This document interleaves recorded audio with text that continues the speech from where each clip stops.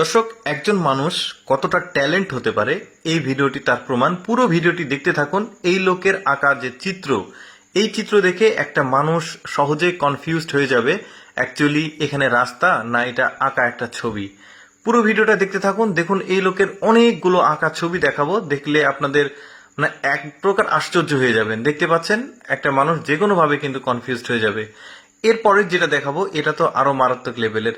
দেখতে পাচ্ছেন একদম দরজার সামনে একটা ছবি সে অঙ্কন করেছে, একদম 3D যাকে বলা হয়, পুরো 3D, 4D, 5D, 6D যেটাই বলেন, এর কাছে কিন্তু সবগুলো হার মেনে যাবে। দেখতে পাচ্ছেন একদম আঁকানো ছবি, জাস্ট এখন বালতি দিয়ে পানি দিয়ে দিবে, এই যে মুছে গেল, একটা জাস্ট একটা বারান্দা।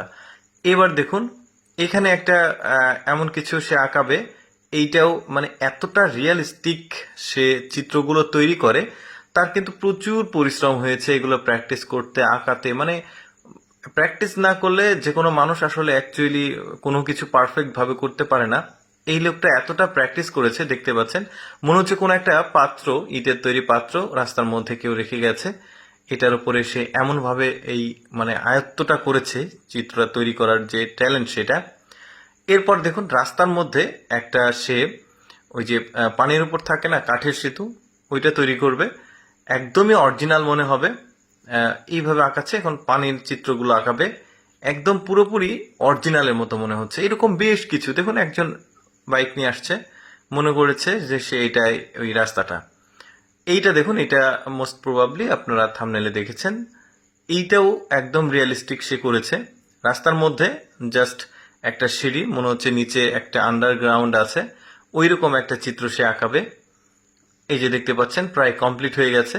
এই যে দেখতে পাচ্ছেন এমন ভাবে আঁকিয়েছে মনে হচ্ছে যে সামনে একটা ধাপ দিলে হয়তো বা নিচে পড়ে যাবে। কি নিখুঁত ভাবে এই জিনিসগুলো সে তৈরি করেছে। তাহলে চিন্তা করুন, এই এক একটা ছবি অঙ্কন করতে বা শুরু করতে তার কি পরিমাণ পরিশ্রম হয়েছে, কতটা প্র্যাকটিস করতে হয়েছে তাকে। এই ব্রিজের মনে হবে যে ব্রিজের নিচে একটা ঢালু রাস্তা আছে, বাট এখানে কিছুই নেই, এটা সে আঁকিয়েছে। দেখতে পাচ্ছেন পানি দিয়ে জাস্ট মুছে দেবে। এই ধরনের ট্যালেন্টগুলোকে আসলে আমার মনে হয় যে অস্কার দেওয়া উচিত। সরি, অস্কার না, মানে ওই কোনো একটা পুরস্কার, এমন ভাবে পুরস্কার দেওয়া উচিত, তাকে বিশ্বের দরবারে আসলে তুলে ধরা উচিত।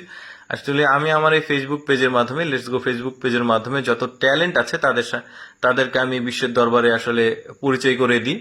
তো আশা করি এইরকম ভিডিও নিয়মিত আপনারা দেখতে পাবেন। এইটা দেখুন, এই মানে মনে হচ্ছে যে রাস্তার মাঝে কেউ গর্ত করে রেখেছে, এমন ভাবে সে এই জিনিসটা আঁকিয়েছে। দেখুন পানি দিয়ে মুছে দিল, কি পরিমাণ মানে তার মানে যে ট্যালেন্ট। এইটা দেখুন রাস্তার নিচে মানে পাশে জমি আছে, জাস্ট এখানে একটা এমন ভাবে করলো যেখান থেকে রাস্তা শেষ, নিচে হয়তো বা ড্রেনেজ বা ভাঙা কোনো রাস্তা, মানে যে পানি দিয়ে মুছে দিল, একদম স্ট্রেট একটা রাস্তা।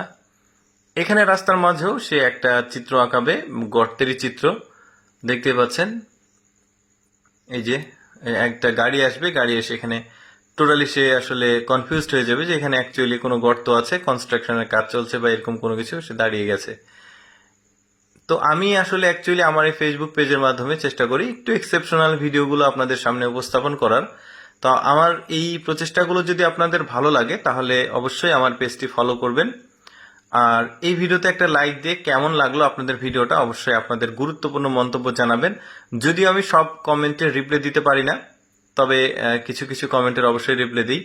তো যাই হোক, এইরকম ভিডিও দেখতে আমার পেজটি ফলো করে আমার সাথেই থাকুন। দেখুন কত নিখুঁতভাবে ছেলেটা আঁকিয়েছে এটা। এই যে এখন পানি দিয়ে মুছে দিল। তো যাই হোক, ধন্যবাদ সবাই।